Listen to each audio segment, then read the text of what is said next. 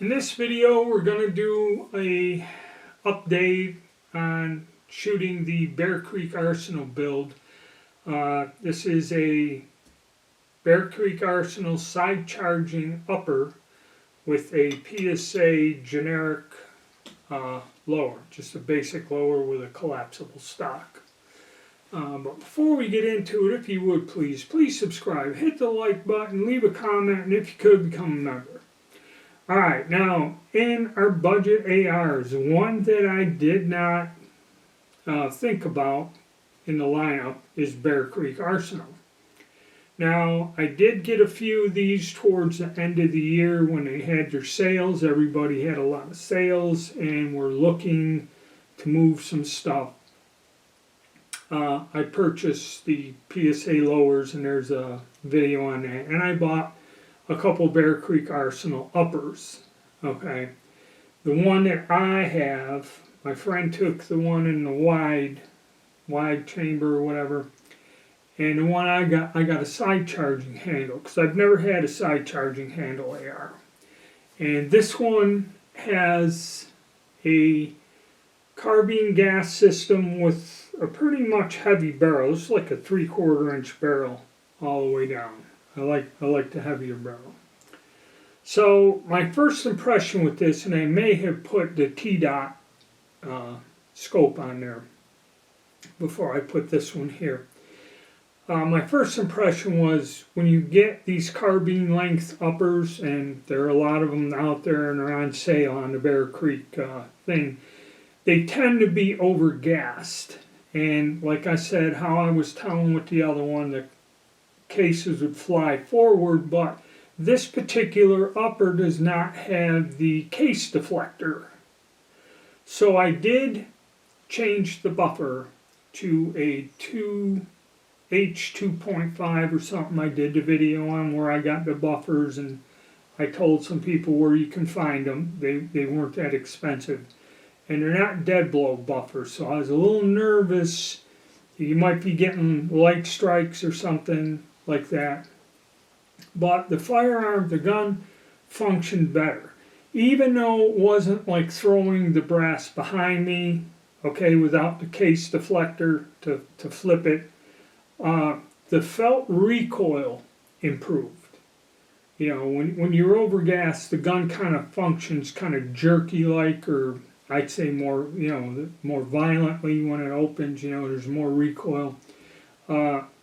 This thing shot real smooth, real comfortable, really nice. Now I put this scope on there, and I did a video. If you look, this one I got off of Amazon for 100 units, and what it does, it has this weird quick detach that when you're using a normal charging handle to get the correct eye relief, you have to move this back to where this interferes, where you can't really get to the charging handle. It gets in the way. So this is ideal for this side charging upper. So, even though this is not an expensive scope, it's nice, it's clear, it's sharp so far, and it does make a big difference if you're using, flip-up sights, iron sights, or the dot sights, depending on what brand or that. The cheaper dot sights, I got the T-dots. They more or less at 50 yards, they're so intense or wide, they're not fine. They cover up the target, but that's what happens when you buy $90 scopes. They're good, they're good for some guns like snap shooting with the carbine. I like them on my 9mm AR carbine and that. But these scopes, they get a bad rap. Bear Creek Arsenal, they get a bad rap because they're all budget guns. But in reality, if you know something about the AR system, a lot of people say firing pins break, because I believe they make them in-house, and on a couple of the uppers I could see where they were machined and heat treated there, and they're not chrome plated. But if you know how to disassemble and clean your AR, it's very easy to get it out, and you can get a firing pin from one of the many different online people, a nice one, and it's not that much money. Another thing is the extractor and ejectors on these. So, and I think it's because they're overgassed and nobody tweaks them to slow them down. They have issues with them, but again, if you kind of know something about ARs and you got the tools and that, it's not a terrible thing to fix, okay? And that's what I get from a lot of people. A lot of people love these uppers or the complete guns because Bear Creek was running a sale, and if you signed up for email alerts, I think they gave you 10% off. And then if you purchase things, you get some sort of in-store credit, Bear Creek dollars or something. And if you spend some money with them, you got it. When you're checking out, you can take your little credits and run it down, and you can really get some budget price stuff. Now, like with most budget guns, everybody, they're junk, you got, this and that and everything else. Granted, the quality may not be here. They kind of, certain things, like I said, the firing pins, this and that, there's certain small little details, okay, but the thing is, on average, I haven't had any trouble with any of these firearms I've tested. Of course, I did not shoot 5,000 rounds through them, okay, but in general, putting it, going out, doing 40, 50 round sighting in and that, no malfunctions, not that I recall, at least with this one. Nothing weird, nothing broke. Okay, adding the scope to these budget guns, and even if it's a budget scope, does make a difference. You get a sharper picture, you're able to aim better and shoot, and it's pretty cool.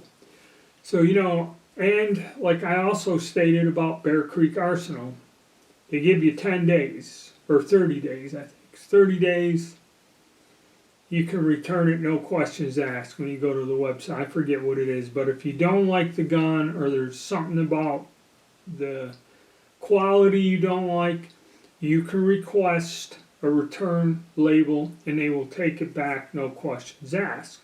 As long as you didn't destroy the thing in the process of trying to sight it in, which very few companies offer that. Okay, so I'm happy with them. I mean, for what this is doing, accuracy-wise, I have the target here, and I was just using plain Winchester Overrun ammo, the green tip, 62 grain, because this does have a 1-7 twist on the barrel. And it shot well. We'll look at the target, and we'll take a look at it, and the reason most of it is off is that's me. Okay, I did pull a bunch.